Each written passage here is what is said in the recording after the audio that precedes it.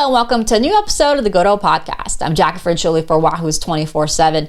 Now, we have a special guest today to recap the Virginia and Maryland game and talk about our biggest takeaways of the season so far. But before we get Greg Madia on the show, why don't you go ahead and like this video, like our channel, and click on the bell so that you're notified whenever a new video is posted on YouTube. But also, if you can go ahead and review and rate us on Apple and Spotify. That way we can also grow this show and continue to produce a podcast as well. So let's get right to it. Virginia losing to Maryland 42-12 in a game that had the same storylines for Virginia. Missed opportunities, they hurt themselves in the end, and also a game that saw a fourth quarter that Virginia would like to forget. So here with us to break down the game is Greg Madia from the Daily Progress. Greg, thank you so much for joining us on the phone.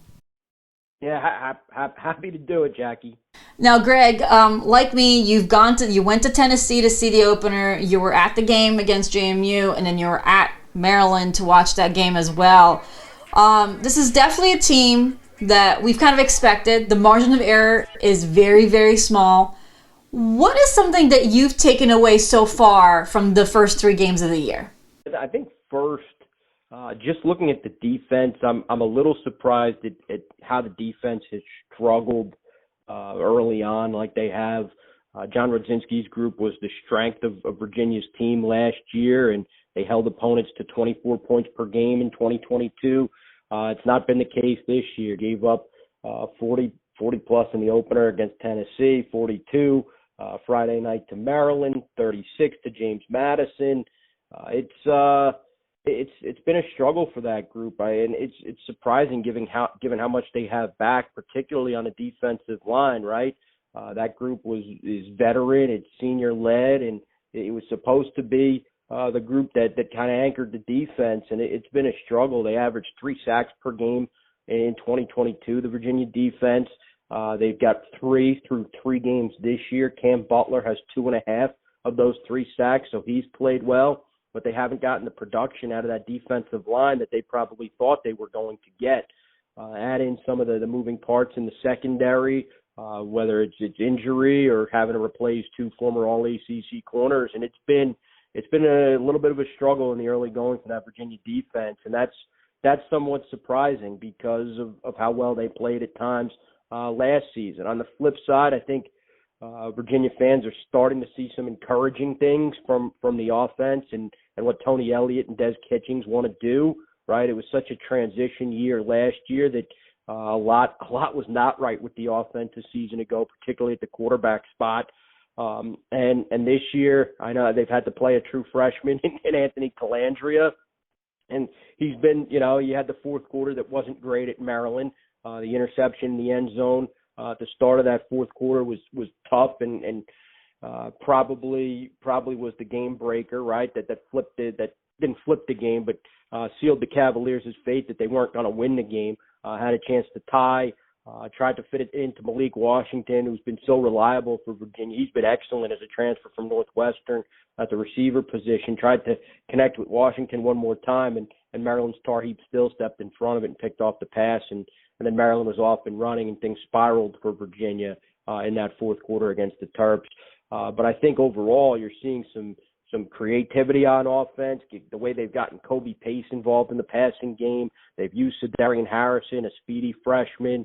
Like I said, Washington's been a nice plus for Virginia. Malachi Fields has been, outside of the drop he had in the second half at Maryland that could have been a touchdown, has been pretty good for UVA. I think they've done a little bit more on offense. It'll be interesting to see if they can keep some of the positive things they've done the last 2 weeks against JMU and Maryland going when Tony Muskett returns as the quarterback.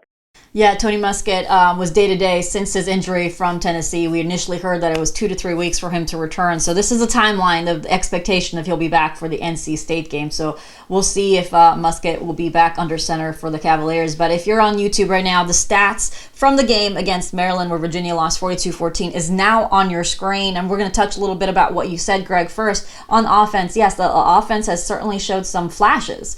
You mentioned Malik Washington. He had 141 yards on 9 catches. that he was the leading receiver for Maryland. And even Coach Loxley in his post-game presser was first to talk about Malik Washington when talking about Virginia. He highlighted that he was one of the receivers on Virginia's roster that really impressed him.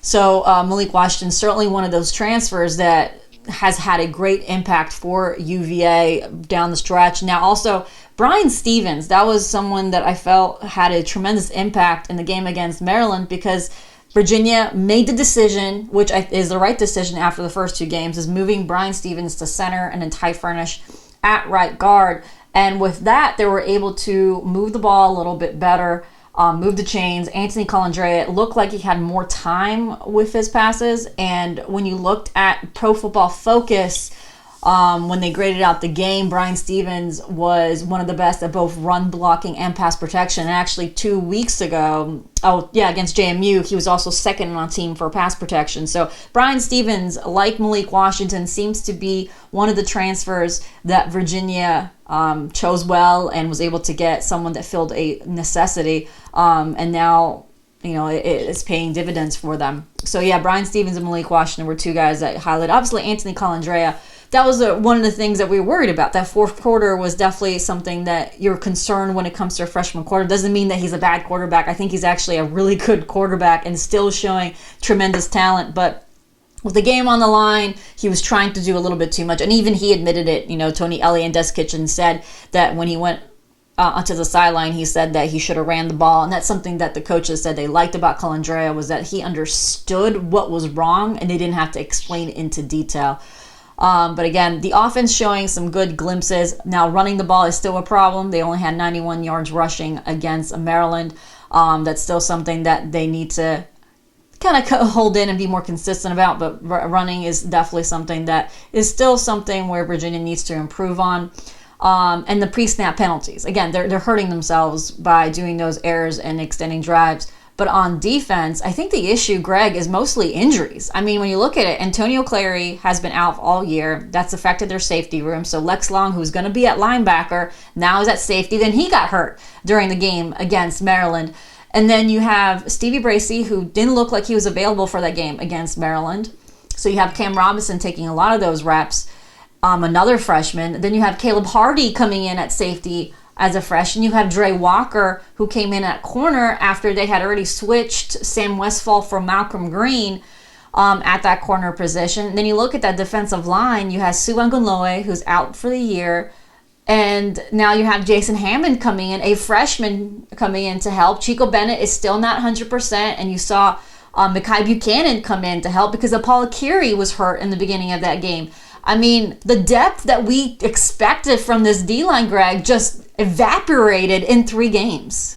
Yeah, it did. I mean, and that's nobody's fault, but it's just the reality of it. And because Virginia is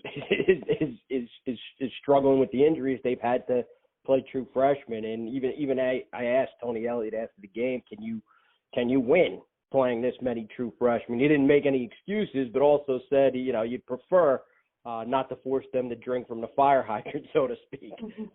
So that kind of tells you where they're at. And John Radzinski too. He was kind of adamant about it'll be exciting to see how they grow throughout the season, but there's also going to be some growing pains when you're forced to play that many true freshmen, right? You saw it with Colandrea first and foremost. Makes some great throws early in the game, especially the touchdown throw he had to Kobe Pace. It was rolling left to fire to the other side of the field, across his body. Outstanding throw by Colandrea to hit Kobe Pace, who was wide open for the touchdown. But then later in the game, he threw the interception where it was too tight of a window to throw it into, and then it just unraveled with a couple of more interceptions to finish with 3 in the game, all 3 in that fourth quarter on 3 consecutive passes. And the same thing with the defense, right? You see Mekhi Buchanan make a great tackle for loss. I think it was in the second quarter on Roman Hemby, Maryland's standout running back. He finished with 4 tackles, Mekhi Buchanan. But later in the game, when some of those young secondary guys were in, it was Dre Walker called for a pass interference as Maryland's trying to extend its lead to 2 touchdowns. And that's something you're just going to have to live with when you're playing young guys. They're going to make mistakes. It's just part of it. It's why the game is so hard to win if you're playing young people. So it'll be interesting going forward to see what they do and how they can shore up some of that depth. But for now, it looks like, at least in the immediate future, it's going to be more of the freshmen. So I know your listeners, because of all the recruiting coverage you guys do, are very familiar with the freshman class. But for those average Virginia fans who show up on Saturdays, it's probably time to start familiarizing themselves with the most recent recruiting class. Virginia was able to uncover a lot of good talent in this freshman, like Anthony Colandrea, like Sedarian Harrison, like Jaden Gibson. But when we picked guys to initially get in there and play, the names that stuck out were Jaden Gibson, obviously Cam Robinson, the 4-star linebacker, and then Sedarian Harrison was one that we thought could contribute rather early. But when you looked at Virginia's roster, you thought defensive linemen would be redshirted, but injuries are forcing Virginia's hand a little bit when it comes to defensive linemen. The good news is those guys are actually pretty big. Their frames are pretty big, so at least they're not going to be as pushed around as some other freshmen that you would think, like more of the tweeners in that sort of regard. Mekhi Buchanan is a big guy. It's just, again, like what John Radzinski said when I asked him during his practice interview last Wednesday, is just getting them familiar with the playbook and just the speed of the game and just getting them used to the schemes. That's all what comes with a repetition. Right.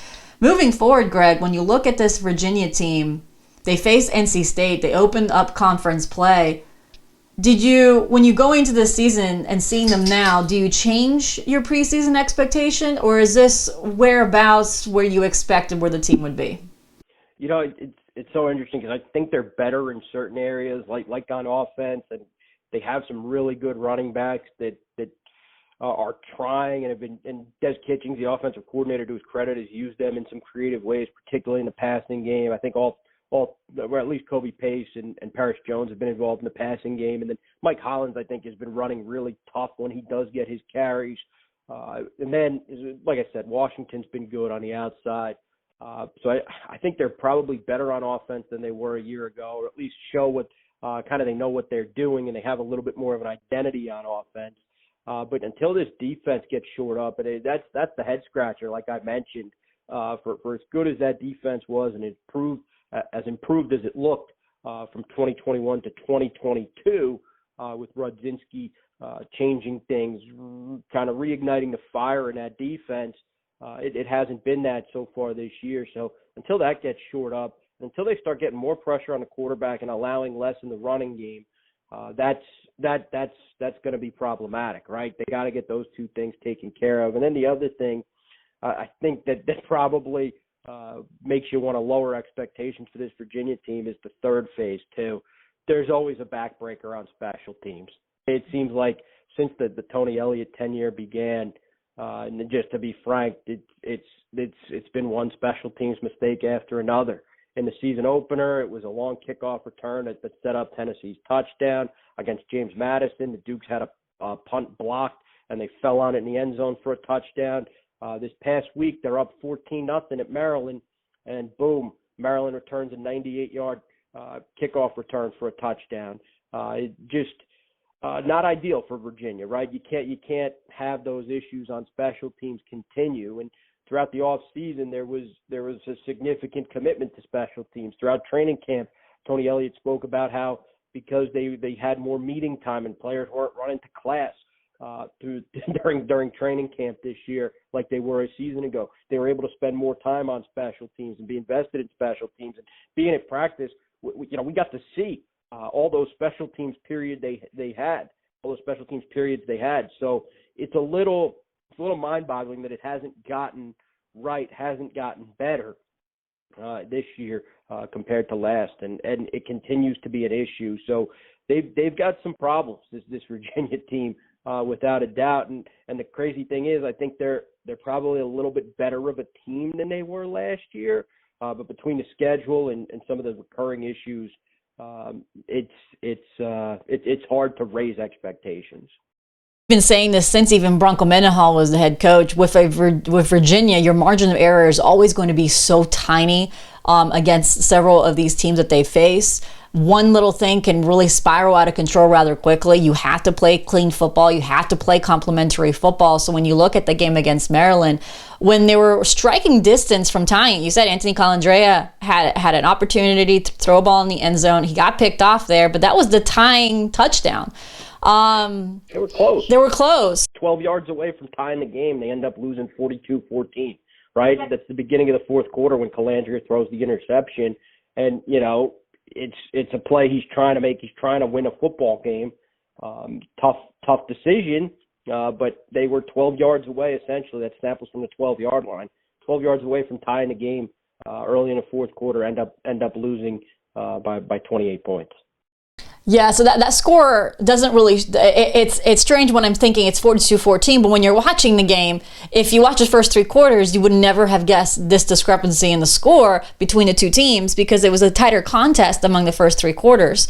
And then even in that fourth quarter, you're looking at it always ties back down to depth because Virginia has struggled in the fourth quarter. I think they've been outscored something to the tune of like 47-3 in that fourth quarter. So it really goes down to depth as well because usually in the fourth quarter you're trying to reach into your gas tank for that last little bit for you to finish the game. And when you were lacking depth, on that defensive side of the ball with all those injuries, and you're relying on freshmen who's getting their first game reps, getting used to the speed of the game, everything that you expect freshmen to do, it's tough. So that, again, it's that fourth quarter lag. And, now they face ACC teams. So we're going to take a quick break, Greg. And on the way back, we'll just do a quick little breakdown of some of the storylines looking into this week.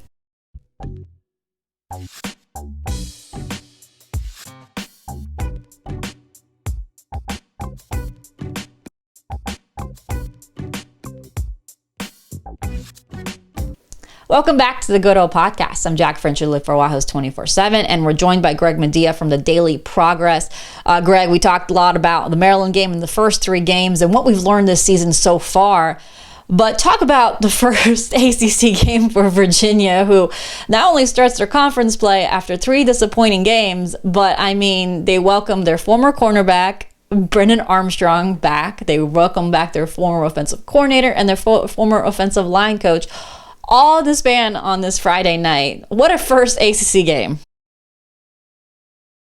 Yeah, no doubt. The storylines write themselves. It's kind of interesting, too, because Des Kitchings, Virginia's offensive coordinator, was on NC State's offensive staff. He was a co-offensive coordinator there, longtime position coach for Dave Doran in the Wolfpack. And he brought some of what he did at NC State to Virginia after spending a year in the NFL with the Atlanta Falcons. And I think it's interesting because, the two teams have kind of flip-flopped identities, at least offensively, in the sense that Virginia's gone from air raid and what they used to do with Anai and Brennan Armstrong, slinging the ball all over the yard, to, run a commitment to the running game and play action, which is what, NC State did a little bit when Des Kitchings was there. So I think it's kind of fascinating in that sense that the two programs have kind of flip-flopped in what they believe will work offensively. It obviously has everything to do with the coaching change at Virginia. But even Dave Doran's changed his philosophy to go to the air raid with Robert and I. So it's kind of fascinating from that perspective. And then you throw in, obviously, Brennan Armstrong's return, Virginia's all-time leading passer and leader in just about every passing stat category and record. And it's a fascinating return because his last game at Scott Stadium, did not go well. It was the Pitt game where he threw two interceptions for touchdowns on his first two throws of the ball game, and Virginia was behind 14-0 before people could get comfortable in their seats. So there's plenty to write about this week. Yeah, for sure. And even the non-NC State storyline, just the changes that were done on Friday night for Virginia's roster. We mentioned Brian Stevens at center. We mentioned Malcolm Green getting the heads up ahead of Sam Westfall in that corner position, obviously opposite of Cohen King, who's been the steady force there in the secondary. So when you look at this NC State game, are you thinking, is this going to be the same offensive line lineup? If Jimmy Christ is healthy, does he kind of go into this lineup, or are they happy with the lineup that they have? That's certainly something that I would love to monitor this week. I thought Brian Stevens did, like I said, a good job at center, but would they consider Ugonna Nana moving guard and Jimmy Christ to go on that right tackle position? So that's obviously something that is going to be an interesting battle for this week. But then also that corner position. I mean, I think it was halfway through that game, that's when Dre Walker came in. I can't remember if he came second or third quarter, but Malcolm Green was replaced by Dre Walker on that. And then Caleb Harder also had some opportunities at safety. So I'm curious to see how much more these freshmen are going to get more reps for them as this season moves forward. Greg, if you look at this NC State game and this Virginia game, which is the matchup that you feel like Virginia will need to kind of hold on to have a chance at winning? I think they just got to run the ball better. So really, regardless of what the other side and NC State's interesting defensively. It's that 3-3-5 stack that Tony Gibson used to run when he was the defensive coordinator at West Virginia, taking it to NC State. It's been it's kind of a tough defense to prepare for. A lot of teams don't see that 3-3-5 stack all that often, but NC State does a good job with it. So that'll be kind of fascinating to me. Can this Virginia offensive line, and it seems like that could be your pinpoint each and every week for UVA. Can you get enough in the running game? Can you protect the quarterback, whether it's Calandria or Musket? All signs they may be pointing to Musket's return, but can you do enough to protect against that different looking defense that you don't typically see? So that's interesting to me. I think that's key, because Virginia's got to run the ball better and keep the ball away from Brennan Armstrong a little bit, even though he has not started all that great this season with the Wolfpack. I think that's the most important part. You got to keep the game in your hands, maybe control time of possession a little bit, and take it from there. So, final question from me, and then probably the most important question on this podcast, Greg. Do we see a 2-quarterback system at Virginia? It's a question you probably got to ask Tony Elliott this week. I don't know. I think Calandria, the one thing that Calandria does that he's proven he can do is maneuver behind an offensive line and mask some of the issues an offensive line has. So I think that's interesting. Now, both Elliott and Kitchings have said Musket has that in his game too, just haven't really seen it yet. The first opponent was physically just a lot better than Virginia was, and Musket really didn't get that opportunity to do, and he was sacked 4 times before he could even read the defense, it seemed like. So if he can show some of that, I don't know if there's a need to do that, but Calandria certainly gives you something different. He's fast, too, when he gets outside the pocket, and some of the on-the-move throws are excellent that he's made. The touchdown to pace against James Madison, the touchdown to pace against Maryland, just excellent to keep his eyes up and make those kind of throws. Really impressive.